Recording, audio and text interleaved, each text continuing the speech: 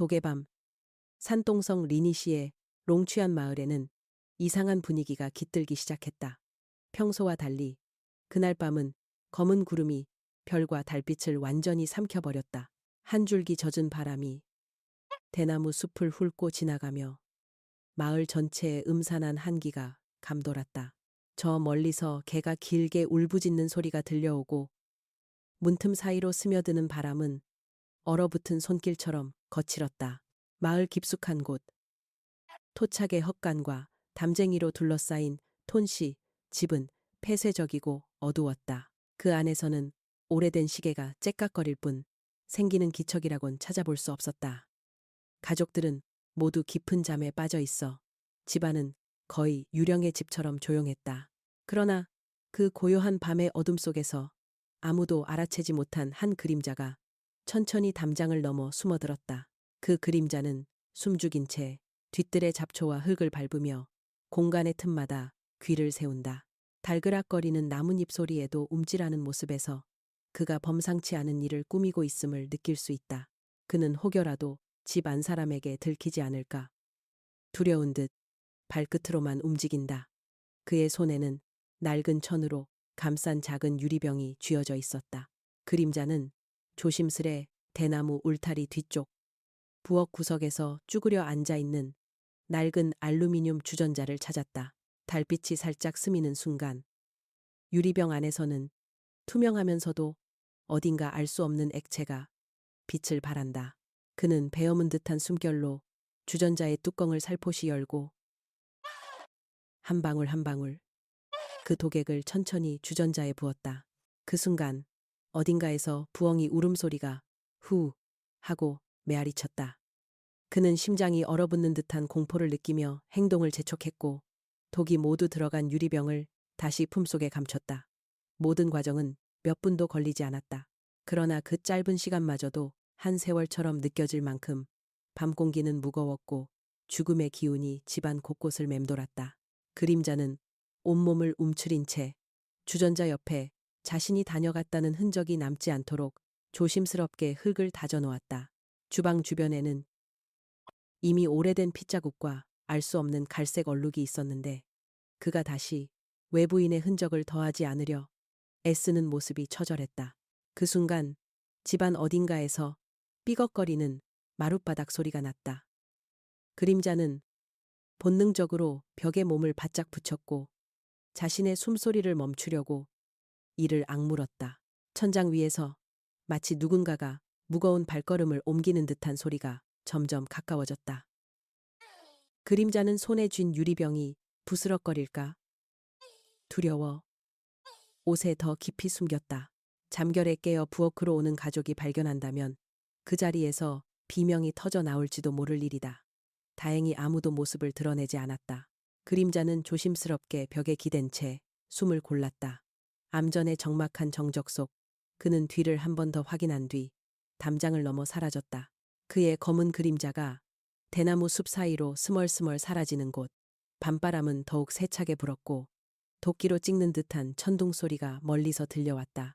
그가 남긴 것은 고요함이 아닌 억눌린 공포와 느려터진 죽음의 시간이었다. 그 독이 퍼지는 소리는 들리지 않았지만 피할 수 없는 비극의 시작을 알리는 서막이 분명했다. 그리고 그날 밤 롱취안 마을에는 아무도 모르는 절망과 저주가 은밀히 서려들기 시작했다.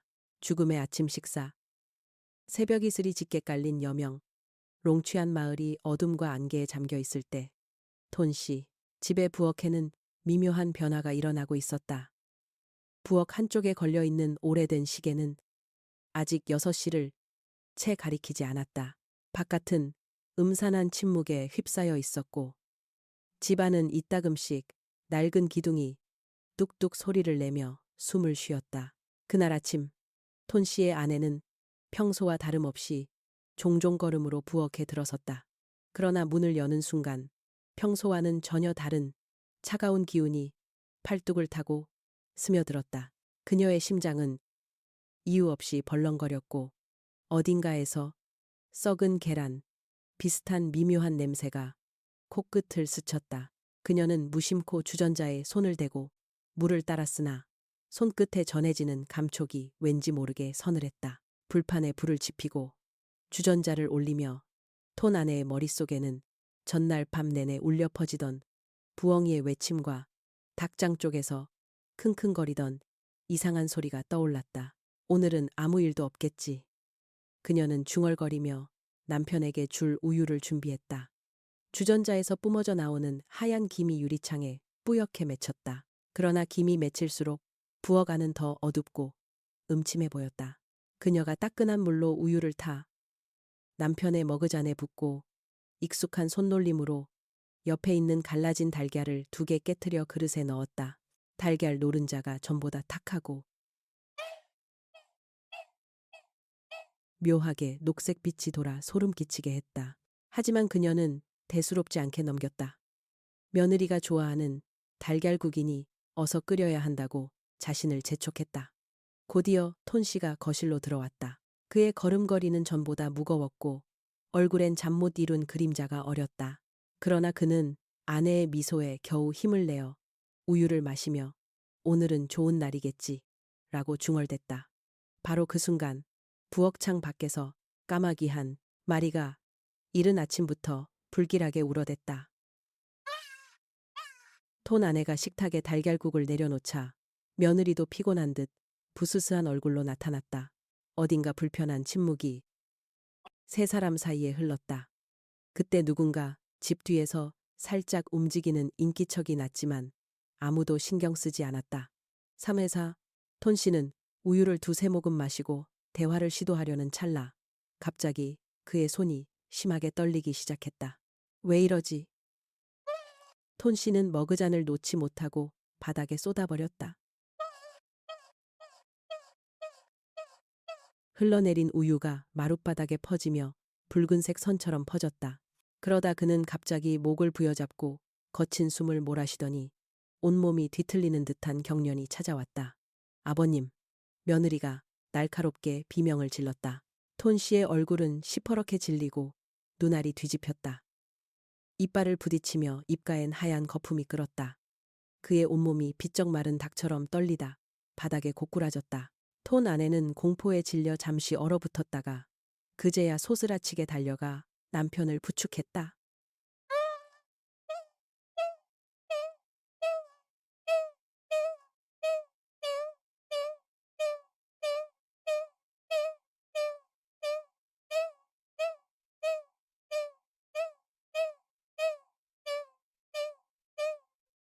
그 순간 그릇이 바닥에 깨지면서 노란 국물이 바닥에 흥건하게 번져나갔다. 깨진 그릇 사이에서는 악취가 풍겼고 녹색 거품이 뽀글뽀글 올라왔다. 전기가 번쩍하듯 누군가의 시선이 등 뒤에서 느껴졌다. 구급차! 빨리! 구급차를 불러! 며느리가 울부짖으며 휴대전화를 움켜잡았다. 부엌 안은 패닉으로 휘감겼고 톤 씨의 숨소리는 점점 약해져 갔다. 그때 천장 위에서 마치 쥐가 기어가는 듯한 소리가 또렷이 들렸다. 세 사람은 이미 죽음의 공포 속에서 벗어날 수 없었다. 몇 분 후 구급차가 울부짖는 사이렌 소리를 내며 도착했다. 하지만 그 사이 톤 씨의 몸은 이미 움직임을 멈추고 있었다. 그의 마지막 표정은 극한의 고통과 공포로 일그러져 있었다. 부엌 한 구석에는 아직 김이 서린 주전자와 아까 며느리가 흘린 달걀국의 불온한 냄새만이 남아 있었다. 아무도 모르게 이 평범한 아침 식탁이 롱취한 마을 전설이 될 가장 음산하고 기이한 죽음의 무대로 바뀌고 있었다. 그리고 이 모든 공포와 비극의 시작을 지켜본 그림자는 대나무 숲 어딘가에 숨어 무표정한 눈으로 집안의 혼란을 바라보고 있었다. 다시 돌아온 그림자. 며칠이 흘렀다. 롱취한 마을은 마치 저주받은 땅처럼 침울했다. 톤 씨의 갑작스런 발작과 병원행. 그날 오후 닭장이 통째로 무더기로 썩은 사체가 쌓였던 끔찍한 모습. 이 모든 일은 마을 사람들의 마음에 해결할 수 없는 어둠을 드리웠다. 더욱이 그날 이후 집안에는 설명할 수 없는 현상들이 꼬리를 물고 일어나기 시작했다. 어두운 새벽마다 톤 씨 집 주방 근처에서는 알 수 없는 속삭임과 귓가에 스치는 바람소리가 들렸다. 잠이 든 가족들은 밤마다 식은땀을 흘리며 깨어났다. 가끔씩 부엌 창밖에서 형체를 알 수 없는 그림자가 스쳐 지나갔고 마치 누군가가 유리창을 손톱으로 긁는 듯한 날카로운 소음이 온 집안에 퍼졌다. 부엌 선반 위의 접시들, 벽에 걸린 도구들은 밤사이 위치가 조금씩 바뀌어 있었고 벽에는 누가 그린지도 모를 이상한 무늬들이 하나둘 생겨났다. 한밤중 톤 안에는 이상한 기척에 잠에서 깼다. 누군가 낮게 우는 소리가 뒷마당에서 들려온 것이다. 이불을 바짝 끌어당긴 채 귀를 기울이던 그녀는 결국 용기를 내어 작은 손전등을 손에 쥐고 부엌으로 향했다. 문을 여는 순간 차가운 바람이 얼굴을 할퀴듯 불었고 그녀의 심장이 얼어붙듯 멎었다. 창문 밖 안개 속에서 길고 검은 그림자가 벽을 따라 흐르듯 움직였다. 그 모습에 몸이 마비된 것처럼 얼어붙은 그녀는 간신히 성호를 그으며 되돌아 침대로 뛰었다. 하지만 그날 밤 이후 집안에는 아무도 모르게 죽은 동물의 털과 피자국이 여기저기서 발견되기 시작했다. 며느리 역시 밤마다 불안한 꿈에 시달렸다. 꿈속에서 주방은 핏빛으로 물들어 있었고 부엌 창문 너머로 두 눈만 또렷하게 빛나는 얼굴 없는 존재가 그녀를 지켜보고 있는 기분이 들었다. 한 번은 식탁에 앉아 있다가 발 아래로 물컹한 감촉이 느껴져 내려다보니 어둠 속에서 한 가닥 검붉은 머리카락이 발에 엉켜 있었다. 무의식 중에 소스라치게 비명을 지르고야 말았다. 사연을 들은 마을 사람들은 하나둘씩 톤 씨 집을 피하기 시작했다. 그 집엔 귀신이 산다라는 소문이 삽시간에 퍼졌고 아이들은 그 집 근처도 가지 않았다. 심지어 밤이면 으스스한 곡소리가 안방에서 새어나오는 것 같다는 뜬 소문도 돌았다. 이상한 일은 계속됐다. 저녁마다 부엌 전등이 똑딱거리며 깜빡였고 차가운 물방울이 천장에서 뚝뚝 떨어졌다. 한 번은 며느리가 혼자 있을 때 남편의 사진이 걸려있던 액자가 이유 없이 책상에 내동댕이 쳐져 있었다. 고양이조차 서늘한 뒷마당을 지나가지 않고 밤이 깊어질수록 집 전체에선 시큼하고 썩은 피냄새가 진동했다. 톤 씨는 병원에서 돌아온 뒤로도 밤마다 끔찍한 악몽에 시달렸다. 꿈속에서 자신은 뒷마당을 배회하다 피로 물든 주전자와 맞닥뜨렸다.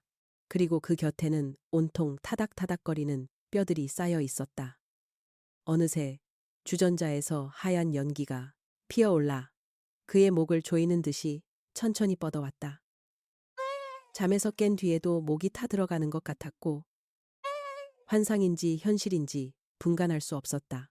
어느 흐릿한 저녁, 톤 씨는 거실 창밖으로 정체불명의 인형이 지나가는 걸 봤다. 그는 두려움에 떨면서도 무작정 뒤를 쫓았다. 하지만 대나무 숲에 이르러 보니 기괴한 웃음소리만이 메아리 쳤고 어둠 뒤로 그림자는 흔적도 없이 사라졌다. 숨막히는 압박감, 설명할 수 없는 공포, 그리고 집안을 따라다니는 죽음의 예감. 롱취한 마을 사람들은 이 집에 검은 저주가 내려졌다고 확신하기 시작했다. 그 아무도 아직 그 죽음의 그림자가 더욱 깊고 거대한 비극을 삼키기 전이라는 것을 알지 못했다. 죽음의 손길이 드리워진 날, 여름이 막 시작된 롱취한 마을의 이른 아침, 하늘에는 폭풍을 예고하는 먹구름이 눅눅하게 깔려 있었다. 밤새 문풍지 틈으로 습기가 배어들었고 집안 곳곳이 축축했다. 톤 씨 집 정원에선 어제 새벽에도 알 수 없는 그림자가 서성이는 것이 누군가의 눈에 비쳤다고 한다. 그러나 오늘은 그 누구도 이 집안의 슬픔과 공포가 정점을 찍으리라는 사실을 짐작하지 못했던 참이었다. 아침, 톤 씨의 아내는 아직 침대에서 몽롱한 눈으로 천장을 바라보다 어딘가에서 형언할 수 없는 불길한 기운에 등골이 싸늘해지는 것을 느꼈다. 지난 한 달간 연달아 일어난 불운은 그녀의 일상을 무섭게 휘감고 있었다. 그럼에도 이미 축 처진 몸을 억지로 일으켜 익숙하던 동작으로 부엌으로 향했다. 주전자에 물을 채우다 보니 손끝에서 미묘한 떨림이 느껴졌다. 어쩐지 오늘따라 물이 유난히 무겁고 끓는 소리조차 칼날처럼 날카로웠다. 불판 위에서 주전자가 끓으며 칙칙 소리를 내는 동안 톤 씨와 둘째 며느리는 느릿하게 아침을 맞았다. 톤 씨는 창백하고 초췌한 얼굴로 구석에 앉아 밤새 악몽만 꿨어 라고 더듬거리며 책상 끝을 손톱으로 긁었다. 며느리는 배를 쓰다듬으며 무거운 표정이었다. 간밤에 들린 쿵쾅거리는 발소리, 벽 너머에서 들려온 모구름 같은 소리에 단잠을 거의 이루지 못했다. 뜨거운 김이 피어오르는 가운데 아내는 습관적으로 계란을 풀어 국을 끓였다. 그때 어디선가 딱하고 나무가 부러지는 소리가 들렸다. 모두가 순간 고개를 들었지만 창밖은 어두운 그림자만이 서성이고 있었다. 그녀는 심호흡을 하고 국을 식탁에 내려놓았다. 먹어요. 쥐죽은 듯 조용한 목소리가 부엌을 채웠다. 톤 씨는 힘겹게 국 한 숟가락을 떠올렸다. 방금 떠오른 국은 희한하게도 검푸른 기운이 돌고 있었다. 무심코 입에 넣던 순간 혀끝에 이상한 쓴맛이 느껴졌다. 며느리 역시 수저를 들어 국을 천천히 입에 댔다. 그러나 그와 동시에 두 사람의 표정이 바뀌었다. 톤 씨는 몸이 바싹 굳더니 갑자기 가슴을 부여잡고 몸을 떨었다. 아! 외마디 비명이 집안을 쪼개고 그는 두 눈을 부릅뜨며 고통스레 뒤로 넘어갔다. 하얀 거품이 입가에 맺히고 온몸이 헛디딘 듯 바닥에 벌떡 쓰러졌다. 며느리는 놀라 수저를 떨어뜨렸고 급히 남편 곁에 무릎 꿇었으나 곧이어 자신의 내장이 비틀리는 듯한 극한의 고통을 느꼈다. 그녀도 바닥으로 허물어졌고 하염없이 눈물을 흘리며 아버님, 배가, 숨이 라고 웅얼거릴 뿐이었다. 그 순간 집안의 모든 시계가 동시에 멈춘 듯 정적이 찾아왔다. 톤 아내는 눈앞의 참상을 믿을 수 없었다. 바닥에는 두 사람이 발작하며 몸을 떨고 있었고 송긋하다 못해 비릿한 피 냄새와 악취가 주방을 가득 채웠다. 문을 열고 바람이 스치자 멀리서 까마귀가 크게 울으며 창문을 스쳤다. 순간 곁에 있던 유리잔이 정막을 깨듯 쨍그랑하고 산산이 부서졌다. 약간의 시간이 지난 뒤 경악한 가족들이 비명을 지르며 달려왔고 곧 이웃들도 혼란스러운 소리와 함께 집 앞에 모여들었다. 구급차의 시끄러운 경적이 마을 골목을 흔들었으나 이미 늦었다. 현장에 도착한 구조대가 보았던 것은 창백한 시신 두 구와 바닥에 잔재된 검붉은 거품, 그리고 그 위로 퍼지는 음습한 정막만이었다. 톤 씨와 며느리의 팔은 경련으로 뒤틀어졌고 얼굴에는 극한의 공포와 고통이 세밀하게 새겨져 있었다. 바닥에는 국그릇이 엎질러진 채 쏟아진 달걀국에서 시커먼 거품이 피어올랐다. 한편 주방 한 구석에는 검은 주전자에서 아직도 미세하게 김이 오르고 있었다.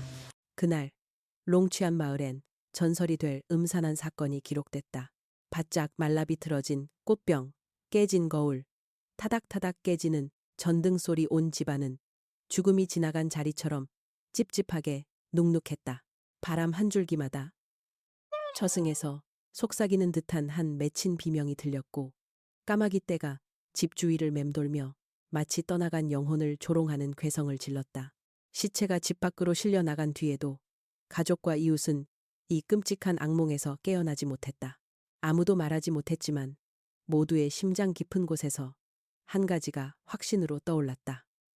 이 집을 스친 죽음의 손길은 아직 끝나지 않았다.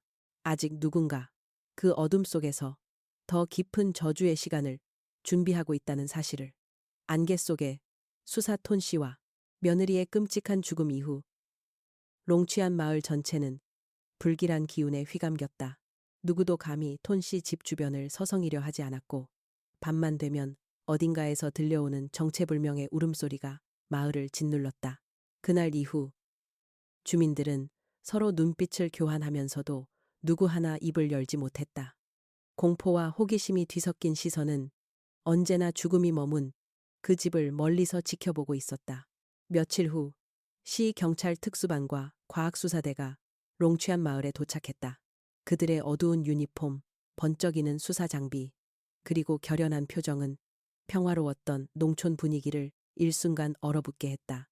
현장 책임자이자 노련한 형사인 진 반장은 집 앞마당에 서서 냉철한 시선으로 주변을 훑었다. 누구도 이곳에 손대지 마십시오. 대나무 담 너머까지 작은 흔적도 놓치지 마라. 그의 목소리는 짧았지만 명령이 담겨 있었다. 수사팀이 첫 번째로 한 일은 집 전체를 봉쇄하고 아무도 들여보내지 않는 것이었다. 밤새 이슬 맺힌 땅을 한 칸 한 칸 쓸며 그들은 먼저 현관 앞에 이상한 발자국을 확인했다. 크지 않은 맨발 자국이었다.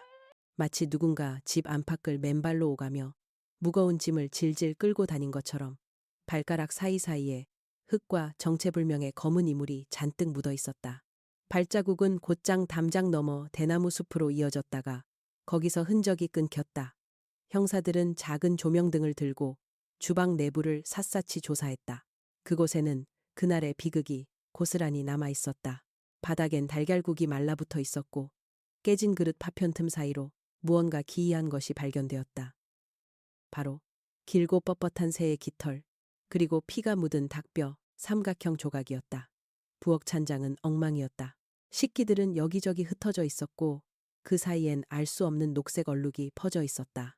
후각이 예민한 경찰견이 주전자를 몇 번이고 냄새 맡더니 갑자기 자지러지게 지저댔다. 그 속에선 인간의 것이 아닌 썩은 고기와 약품, 그리고 독극물이 섞인 듯한 악취가 흘러나왔다. 여기서 누가 이런 짓을. 젊은 부형사는 진반장 옆에서 끝내 말을 잇지 못했다. 고요한 정막만이 그 공간을 짓눌렀다. 집 안팎에는 기괴한 흔적이 숨어 있었다. 뒷마당 쓰레기통을 뒤진 현장 요원은 손에 끈적거리는 뭔가를 집어들고 소스라쳤다. 이건 동물뼈, 그리고 이건 낡은 헝겊? 바람에 헝겊 조각이 퍼덕이며 뱀처럼 들썩였다. 그 헝겊에는 마치 저주라도 적힌 듯 검붉은 글씨가 삐뚤빼뚤 새겨져 있었다. 조사를 진행하던 도중 진 반장은 서재 한 구석에서 누군가 몰래 감춰둔 작은 상자를 발견한다. 그 안에는 빛바랜 낡은 사진, 머리카락 조각, 그리고 정체 모를 약병 여러 개와 이상한 도면이 들어 있었다. 사진 속 인물들은 모두 암울한 표정을 하고 있었고 어떤 사진 뒷면에는 복수는 반드시 돌아온다 라는 문장이 희미하게 쓰여 있었다. 해가 질 무렵 집 안빛 아래 칙칙한 어둠이 깔렸다. 형사들은 각자 탐방을 계속했지만 집은 점점 더 소름 끼치는 기운에 잠식당했다. 부엌에서, 방에서, 심지어 마당 곳곳에서 오래된 살기와 원한이 집 전체를 조여왔다. 한 형사가 천장 쪽을 비추자 거미줄 뒤에서 무엇인가 번득이는 눈빛이 쏜살같이 사라졌다. 마을의 노인, 주민, 심지어 동네 아이들까지도 그 일대에 모여 조용히 속삭였다. 그 집에선 분명히 밤이면 두 사람이 걸어 다닌다네. 검은 옷을 입은 그림자가 문 앞에서 슬피 운다네. 마치 오랜 전설처럼 지나간 밤의 이야기와 두려움이 증폭되어 있었다. 밤이 깊어지자 조사팀 몇몇은 부엌에서 찬 기운에 모시겨 치를 떨며 밖으로 나왔다. 하지만 모두 그날 마주친 기이한 기운을 잊지 못했다. 그 집 부엌에서 풍기는 죽음의 냄새, 맨발의 창백한 발자국, 그리고 서늘하게 흐르는 저주, 아무리 차가운 과학도 이 안개 속의 집만큼은 쉽게 풀 수 없는 미스터리로 남았다. 집을 나서며 진 반장은 마지막으로 주방을 한 번 더 바라보았다. 그때 부엌 어둠 깊은 곳에서 누군가 그를 노려보는 듯한 차가운 시선을 느꼈다. 심장이 철렁한 그 순간 창문 너머에선 하얗게 김이 서리며 유리창에 죽음의 손바닥 자국이 또렷이 남아 있었다. 그리고 그 밤 롱취안 마을 전체에는 다시 한번 차압할 수 없는 공포가 내려앉았다. 아무도 아직 끝나지 않은 이 저주의 수수께끼가 어느 누구에게 어떤 비극을 안길지 알지 못한 채로 악몽의 진실이 드러나는 밤, 황혼이 내리는 롱취한 마을은 여전했다. 집집마다 불이 켜졌지만 톤씨 집만은 지독하게 어두웠다. 특수수사팀의 출입이 금지된 이후 집 전체가 거대한 관처럼 침묵에 잠겼다.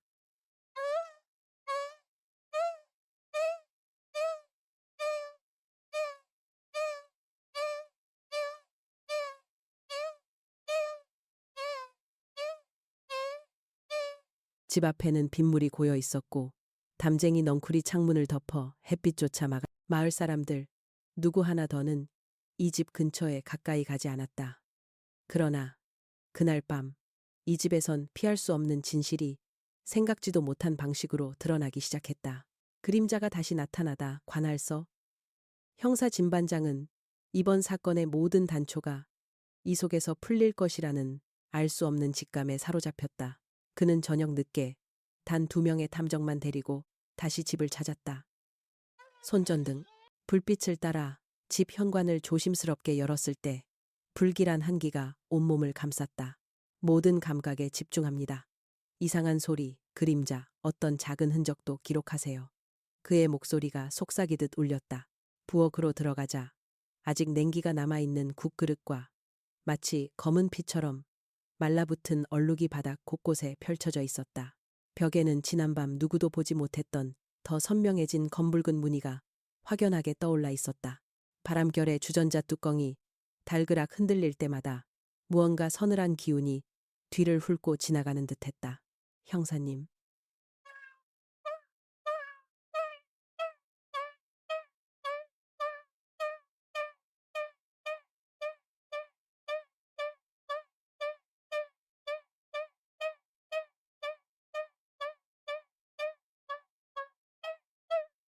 형사님.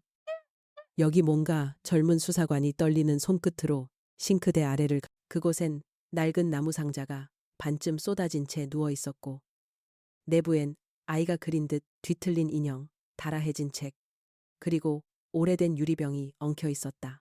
유리병 안에는 뿌옇게 흐려진 액체와 종이에 적힌 아이의 낙서 한 장이 접혀져 있었다. 낙서에는 기괴하게 뒤틀린 인물들 사이에 용서받지 못하는 죄, 피로 씻으리라는 한문 글귀가 써 있었다. 드러나는 저주의 진실. 그 순간 어느 방에서 미약한 울음소리가 울려 퍼졌다. 2명의 형사는 얼굴이 창백해지며 총을 꺼내 들었다. 소리는 집 깊은 방 안에서 들려왔다. 문을 열었을 때 그들은 벽 한가득 손톱으로 긁어 만든 듯한 선명한 흠집과 바닥에 흩어진 머리카락 뭉치 그리고 녹슨 목과 단추들이 섞여 있는 것을 보았다. 구석의 찬장 위에서 오래전 이 집을 떠났다는 마을 노파의 초라한 사진이 먼지에 뒤덮여 있었다. 진반장은 벽의 흠집을 손전등으로 비추었다. 그곳엔 피는 피로, 원한은 원한으로라고 또렷하게 새겨진 누군가 목숨을 걸고 남긴 메시지가 있었다. 바로 그때 갑자기 방 안 온기가 급격히 떨어졌다. 형사들은 한순간 뒤에서 찬 손길이 머리카락을 움켜쥐는 느낌에 몸을 돌렸다. 그러나 거기엔 아무도 없었다. 바람이 창문을 세차게 쳤고 그 날카로운 속삭임 속에서 돌려줘, 돌려줘 라는 슬프게 떨리는 여성의 목소리가 섞여 들렸다. 살아남은 증언자 바로 그때 밖에서 급하게 다가오는 발소리가 들렸다. 문을 두드리고 들어온 이는 바로 마을에서 얼마 전 이사 갔다던 톤 씨의 첫째 딸이었다. 그녀는 공황에 질린 얼굴로 진반장 앞에 쓰러지듯 엉거주춤 앉았다. 저주받은 그 주전자. 사실은 엄마도 알고 있었어요. 옛날에 저희 집은 마을 무당에게 원한을 산 적이 있어요. 그 무당이 남긴 마지막 유물이 바로 저 주전자와 인형. 그 인형은 예전에 죽은 언니 넋을 묶으려고 그 뒤부터 밤마다 집안에 기이한 일이 점점 더 심해졌어요. 딸의 증언에 진반장도 모두도 할 말을 잃었다. 도대체 무엇이 누구의 한이 이 집을 사로잡은 것일까? 죽음의 클라이맥스 순간 집 전체의 전등이 펑 하고 꺼졌다. 울부짖는 바람과 함께 부엌 문이 혼자서 천천히 삐걱 열렸다. 그 속에서 길고 검은 그림자가 살아 움직이듯 슬금슬금 기어 나왔다. 그 그림자의 실루엣은 과거 이 집에서 죽은 가족들의 모습과도 닮아 있었고 빈 눈구멍과 입에서 검은 연기가 피어올랐다. 젊은 형사는 참지 못해 비명을 질렀고 진반장조차 몇 걸음 뒷걸음질 쳤다. 어둠 속에서 그림자는 그들을 향해 손을 뻗었다. 잘못 됐어. 돌려줘. 나의 시간, 나의 생명. 천장을 울리는 저주받은 목소리와 동시에 벽에 남겨진 흠집과 피자국이 일제히 흐느적거리며 꿈틀댔다. 마치 집 전체가 살아있는 괴물처럼 바닥이 뒤틀리고 공기가 썩은 피 냄새로 채워졌다. 딸은 울부짖었다. 미안해, 언니. 미안해. 낡은 인형을 들고 주전자 쪽으로 전력 질주했다. 순간 섬광이 번쩍이며 무언가가 먼지와 피와 함께 허공에 산산조각 터졌다. 그림자는 괴기한 목소리로 비명을 지르다 곧 바람과 안개 속으로 사라졌다. 그 후 모든 것이 끝난 것처럼 얼어붙었던 공기가 서서히 풀렸다. 형사들과 첫째 딸은 쓰러졌다.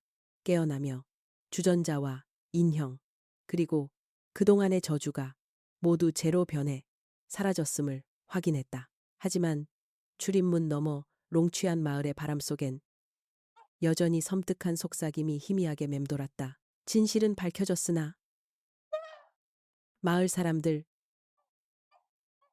마음 깊은 곳엔 지울 수 없는 공포와 원한의 그림자가 자리 잡았다. 밤이 내릴 때마다 아무도 들어가지 않는 오래된 집 창문 사이로 하얀 김이 피어올랐다.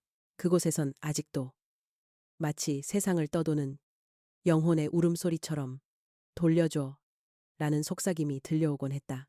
영혼의 밤.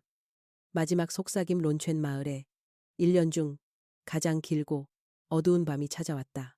그날 밤 거센 바람은 마을의 골목마다 악몽처럼 스며들었다. 사람들은 문을 꼭 닫고 촛불조차 켜지 않은 채 숨을 죽였다. 오직 톤씨 집만이 바깥 바람에 문이 덜컥거리고 깨진 창문 사이로 하얀 안개가 밀려들었다. 마치 집 전체가 음산하게 숨을 쉬며 모든 악의 기운을 빨아들이는 거대한 괴물처럼 보였다. 지난 며칠 동안 일어난 연속된 죽음, 사라진 그림자, 저주의 진실과 피자국은 마을 사람들의 정신을 완전히 지배했다. 누구도 톤씨 집을 언급하지 않았지만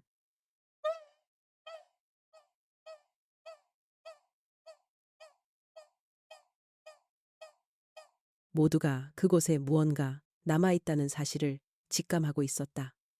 숨겨진 원한, 풀리지 않은 망령, 오늘 밤 역대 가장 끔찍한 공포가 그 집에 도달하려 하고 있었다. 1. 마지막 밤. 또다시 시작된 악몽 정적 속에서 마을 이장은 얼떨결에 눈을 떴다. 한밤중에도 쉴 새 없이 울려 퍼지는 까마귀의 울음. 누가 문 밖에서 연신 벽을 긁는 소리, 그리고 멀리서 바람과 섞여 들려오는 돌려줘 라는 슬픈 목소리. 이장은 더 이상 참지 못했다.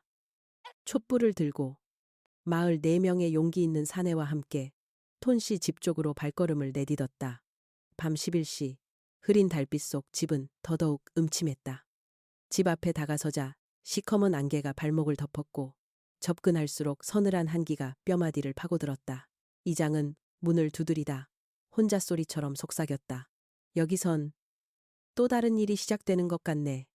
절망과 두려움에 온몸이 굳어가지만 모두가 서로에게 용기를 내라는 듯 고개를 끄덕였다. 그리고 문을 밀자 찬바람과 함께 집안 깊은 곳에서 죽음의 냄새가 피어올랐다. 이 집안에서 펼쳐지는 시면 거실엔 먼지 낀 사진 액자와 전에 죽은 가족들의 신발이 아무렇게나 흩어져 있었다. 바닥엔 시간에 침식된 검은 발자국이 이방 저방 뒤엉켜 있었다. 이장은 손전등으로 구석구석을 비추며 낮은 목소리로 기도문을 되뇌었다. 부엌으로 들어가자 오래전처럼 식탁 위에 주전자와 깨진 그릇이 남아 있었다. 식기들에는 밤이 내리는 동안 스며든 검은 곰팡이와 정체 모를 붉은 이끼가 뒤엉켜 있었다. 한 구석 이끼 틈새에서 또렷한 핏방울이 흘러나오더니 땅바닥을 타고 흘러 집안 깊은 방으로 향했다. 그들이 핏방울을 따라 찾아간 방에는 차가운 기운이 감돌았다. 벽에는 원한이 담긴 듯한 모양 없는 낙서와 누군가가 손톱으로 긁어낸 자국들이 수백, 수천 개나 새겨져 있었다. 마치 집이 살아있는 것처럼. 벽에서 식은땀이 맺히고 바닥에서는 어지러운 피 냄새와 썩은 살 냄새가 혼재했다.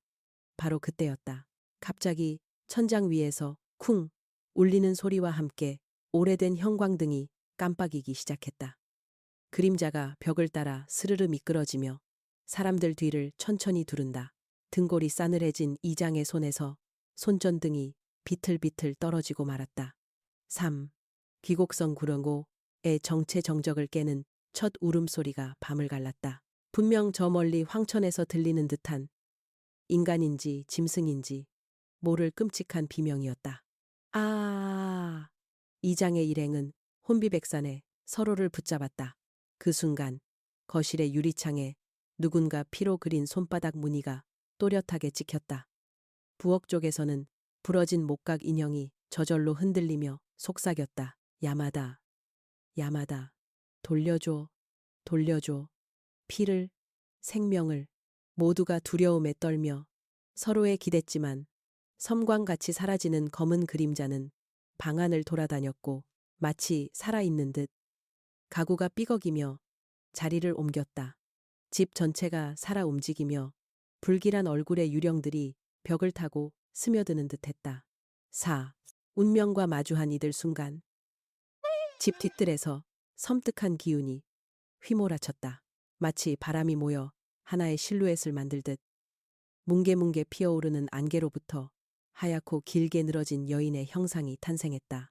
여인은 얼굴이 없고 빈 구멍에서 핏물이 흐르며 허공을 떠돌 듯 집 쪽으로 다가왔다. 너희 이 집을 더럽혔구나. 속죄하라. 여인의 목소리는 동시에 깊고 낮으며 어떤 미지의 힘이 넷을 집안 깊숙이 밀어넣었다.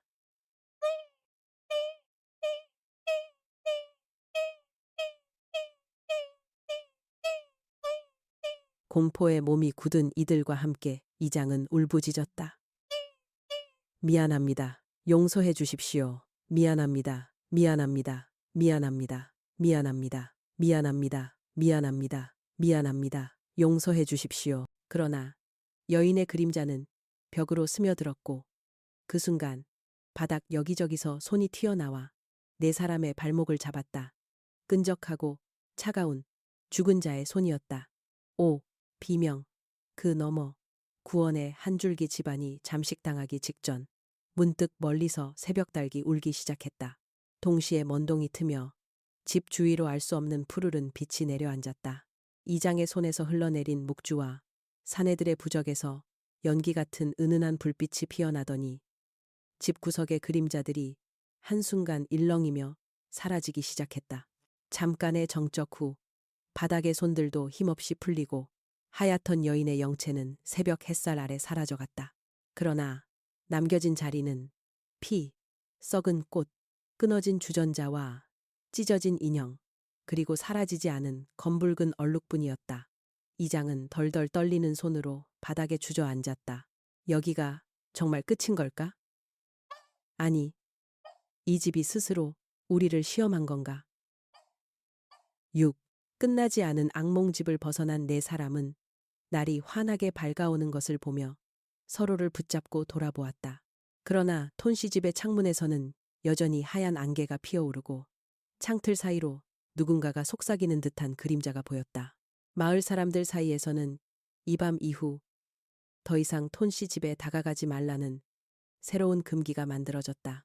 모두의 마음엔 지울 수 없는 공포와 설명할 수 없는 원한의 그림자가 뿌리내렸다. 이상하게도 그날 이후 마을의 새벽에는 종종 저 집에서 죽은 이들이 웃고 우는 소리가 바람에 섞여 들렸다고 한다. 마지막 밤 론첸 마을의 누구도 톤씨 집 근처를 다시 밟지 않았다. 오직 어둠만이, 그리고 떠도는 영혼들만이 그 집을 지켰다. 그리고 이 이야기는 앞으로도 오랜 세월 동안 론첸 마을 사람들에게 두려움과 경고로 남게 되었다. 푸른 안개와 사라진 자들의 저주 대참사가 지난 후 론첸 마을에는 죽음의 그늘이 완전히 드리웠다. 아무도 톤씨 집 근처로 다가서지 않았다. 대낮에도 해가 그 집만 피해갔고 까마귀는 지붕 위를 맴돌았다. 어둠 속에서조차 밀려드는 깊은 정적과 싸늘한 한기가 마을을 옥죄었다. 그리고 그저 시간이 지나면 모든 일이 잊힐 거라 믿었던 주민들은 다시 한번 도저히 이해할 수 없는 미스터리의 소용돌이에 휘말리고 말았다. 1. 밤을 집어삼킨 파란 안개 사건 한 달 뒤 마을에는 기이한 이상현상이 나타나기 시작했다. 어두운 밤이면 톤씨 집 지붕에서 푸른 안개가 피어올랐다. 안개는 해가 진 뒤 살금살금 골목을 타고 기어다니며 마을 한복판까지 스며들었다. 그 푸른 안개가 닿은 곳은 금세 썩어가는 풀과 곰팡이 냄새로 진동했고 동물들은 미친 듯이 울부짖다가 혼절하거나 실종되는 일이 빈발했다. 푸른 안개가 최고조에 달하던 그 밤, 마을 한가운데에서 어린아이가 지워진 듯 다 호련히 자취를 감췄다. 누구도 그 아이가 어디로 갔는지 몰랐다. 아이의 어머니는 미친 사람처럼 톤씨 집 앞에서 애끓는 통곡을 했다. 아이를 돌려줘, 제발. 내 아기를. 밤 하늘을 뒤흔드는 그녀의 울음은 마을 끝까지 메아리쳤다. 그때 사라진 아이의 목소리가 안개 속에서 흐느적거렸다. 엄마, 엄마, 차가워. 여기는 너무. 이 사라진 자들의 그림자. 이 아이의 실종 이후 마을은 완전한 공포에 휩싸였다. 그날 이후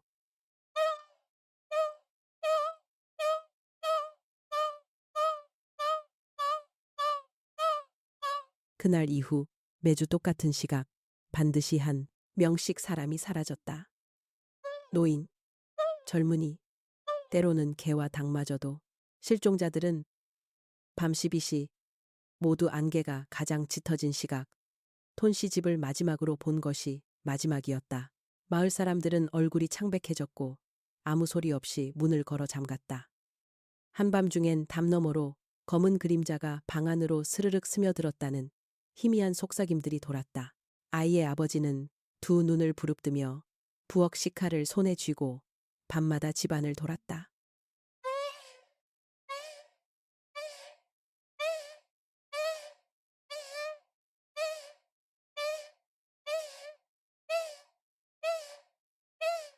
그러나 어느 날 아침 그조차 조용히 사라지고 말았다. 가족은 식탁 위에 놓인 그의 목걸이와 소량의 검은 피자국만을 발견했다. 3. 공포에 맞선 절규. 이제 마을의 남은 자들은 결심했다. 더 이상 저 악령의 집에 붙잡혀 죽을 순 없었다. 점쟁이와 퇴마사를 불러오기로 했다.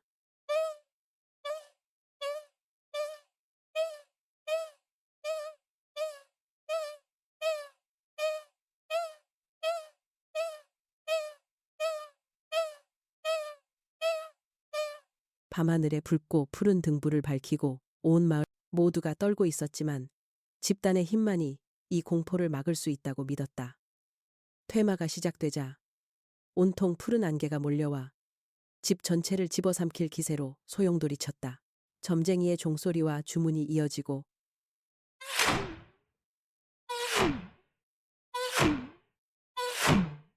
정성이 깃든 쌀과 술이 집 앞에 뿌려졌다. 그런데 그 순간 집의 벽과 창문 뒤에서 사라진 자들의 얼굴이 피를 머금은 채 한 명씩 떠올랐다. 비명, 통곡, 손짓, 그리고 그리움이 섞여 마을 사람은 모두 정신을 잃고 쓰러졌다. 엄마, 여기 너무 어두워. 돌려줘. 내 삶을, 내 아이를. 이 절망의 목소리가 밤하늘을 울리고 푸른 안개가 휘몰아치면서 광장은 아수라장이 됐다. 점쟁이도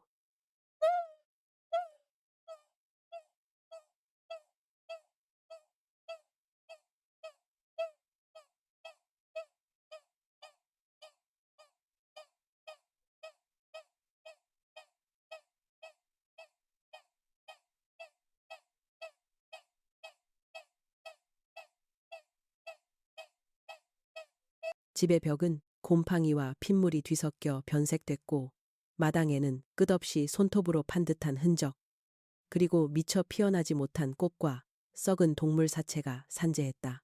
밤이 오면 톤씨 집의 창문이 혼자서 벌컥벌컥 열렸다 닫혔다. 거기서 실종된 자들이 마치 그림자 인형처럼 고개를 뒤틀고 손을 뻗었다. 그들은 이승과 저승의 경계에 갇힌 망령이 되어 새벽이 될 때까지 집안 어귀와 마당을 맴돌았다. 아무도 그 안개와 검붉은 그림자를 뚫고 그 집 안에 들어갈 엄두를 내지 못했다. 톤씨 집은 이제 온 마을의 금기, 두려움의 발원지로만 남게 된 것이다. 한 맺힌 영혼의 절규 거의 한 달이 흐른 뒤 잊혀진 듯한 평온이 마을을 덮었다. 그러나 주민들은 안다. 어둠이 내릴 때마다, 아니, 자정이 되면 톤씨 집의 창문을 타고 사라진 아이, 엄마, 아버지, 그리고 셀 수 없이 많은 이들의 비명과 흐느낌이 바람을 타고 마을 끝까지 번진다는 걸. 그 창문 뒤론 해골의 얼굴, 새파랗게 절망에 젖은 영혼들이 한 없는 절규를 반복한다. 살려줘. 제발. 이 저주에서 벗어나게 해줘. 엄마 품으로 집으로 돌아가고 싶어. 새벽 첫 달기 울 때까지 톤씨 집의 푸른 안개 속에선 결코 구원받지 못한 영혼들의 끝없는 고통과 절규가 멈추지 않았다. 6. 악몽의 씨앗. 결국 톤씨 집은 스스로 주인을 삼켜버린 집이 되었다. 그리고 론첸 마을 사람들은 이 저주의 이야기를 다음 세대에 소곤소곤 전하기 시작했다. 해가 진 뒤 별빛도 들어가지 않는 그 집, 절대 가까이 가지 말라는 무언의 공포. 톤씨 집의 푸른 안개는 어둠이 찾아드는 한 영원히 사라지지 않을 저주임을 마을 모두가 알게 되었다. 그리고 그 밤 이후 마을 귀퉁이에선 어린아이들조차도 공포에 질려 이런 속삭임을 남기곤 했다. 밤엔 절대 톤씨 집을 지나가지 마. 거긴 아직도 사라진 자들이 돌아오길 기다리고 있으니까. 봉인된 운명, 끝나지 않은 속삭임. 여름의 마지막 밤. 론첸 마을은 유난히 고요했다. 하지만 그 고요함은 평화라기보다 무거운 공포의 외투 같았다. 이따금씩 불어오는 바람은 죽음의 냄새를 실어 나르며 마을 누구도 문 밖에 나서지 않았다. 사람들은 모두 마음 한구석에 각자가 알고 있던 톤씨 집에 들이운 저주가 아직 끝나지 않았음을 감지하고 있었다. 1. 한밤중에 침입자 새벽 2시 마을 어귀, 얼굴을 베일로 가린 한 남자가 조심스럽게 골목을 걸었다. 그는 사라진 아들의 행방을 찾기 위해 오랜 망설임 끝에 톤씨 집에 들어가기로 결심한 사내였다. 그는 손에 달아빠진 가족 사진과 부적으로 삼으려던 작은 은십자가, 그리고 오래된 손전등을 꼭 쥐고 있었다. 이번에도 돌려받지 못하면 나 역시 이 집에 삼켜지고 말겠지. 마음속에서 울리는 속삭임을 애써 무시한 채 그는 삭풍 속으로 톤씨 집의 녹슨 대문을 밀어 열었다. 삐걱, 모래를 씹는 듯 둔탁한 소리와 함께 낡은 문이 열리자 안으로 푸른 안개가 뱀처럼 흘러들었다. 콧속을 찌르는 악취와 차가운 손길. 집 안에 들어서자 곰팡이와 썩은 고기, 피비린내가 한데 뒤섞여 밀려왔다. 작은 거실에는 누군가 남긴 발자국이 검게 얼룩져 있었고 벽에는 손톱으로 그린 듯한 얇은 선들이 뒤엉켜 있었다. 천장 위로는 저주받은 듯 숨죽인 까마귀가 한 마리 남자를 내려다보며 낯선 소리로 울었다. 남자는 뒷덜미가 시려워 고개를 돌렸다. 순간 구석에서 하얀 무언가가 스치고 지나갔다. 누구야? 그는 목소리가 떨리지 않게 스스로를 다그쳤으나 대답은 없었다. 대신 방 한구석에서 어린아이의 맑으면서도 음산한 노랫소리가 희미하게 들려왔다. 엄마 품으로 돌아가고 싶어. 집에 가고 싶어. 3. 마주친 영린과 잃어버린 시간. 소리가 나는 쪽으로 다가가자 남자는 점점 과거와 현재가 뒤섞이는 기이한 환영에 휩싸였다.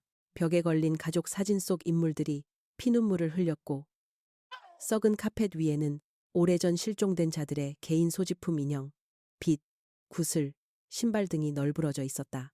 바닥에 엎드린 작은 그림자가 말을 걸었다. 아빠. 왜 이제 왔어? 나 너무 추웠어. 그는 어둠을 뚫고 몸을 내밀었으나 그림자는 뒷걸음질 치며 눈물이 아닌 검은 피를 흘렸다. 나랑 같이 가, 아빠. 여기서만 있으면 우리 영원히 함께 있을 수 있어. 남자는 절규하듯 안 돼, 안 돼! 를 외치며 십자가를 높이 들었다. 그 순간 망령의 손이 그의 팔을 붙잡았고 집 안에서 수십의 실종자 목소리가 한꺼번에 웅성거렸다. 돌려줘. 우리 삶을. 피어보지 못한 꽃, 이루지 못한 소망, 끊어진 인연, 모두 네가 갚아야 해. 4.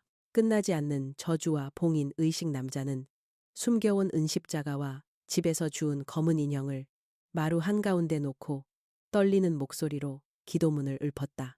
그러나 어둠은 그를 집어삼키듯 공기 자체가 돌처럼 무거워졌다. 집 전체에는 바람도 소리도 빛도 스며들지 않았다.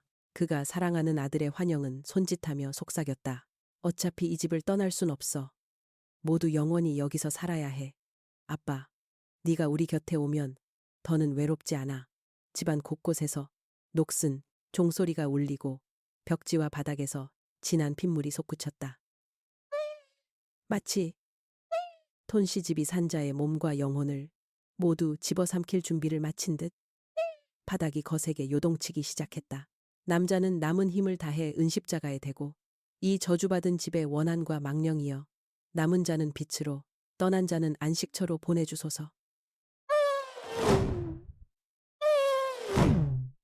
땅을 가르는 울부짖음, 흔들리는 저주, 갑자기 푸른 안개와 어둠이 집 전체를 감싸고 그 안에서 실종된 영혼들의 형상이 떼지어 덮쳐왔다. 그들은 외치며 증오와 슬픔, 집착을 토해냈다. 남자의 몸은 집안 모든 구석에서 뻗어나온 손에 휘감겼고 뼈마디가 하나씩 얼어붙는 듯한 통증이 엄습했다. 이때 먼 동쪽 하늘 끝에서 태양의 조그마한 금빛이 퍼지기 시작했다. 그것은 안개를 조금씩 갈라내며 집안에 희미한 온기를 불어넣었다. 그 순간 바닥에 놓인 십자가와 인형이 은은하게 빛나더니 폭발하듯 번쩍이며 실종된 영혼들의 형상 위로 무수한 파편을 흩뿌렸다. 돌아가. 모두 돌아가. 이제 됐어.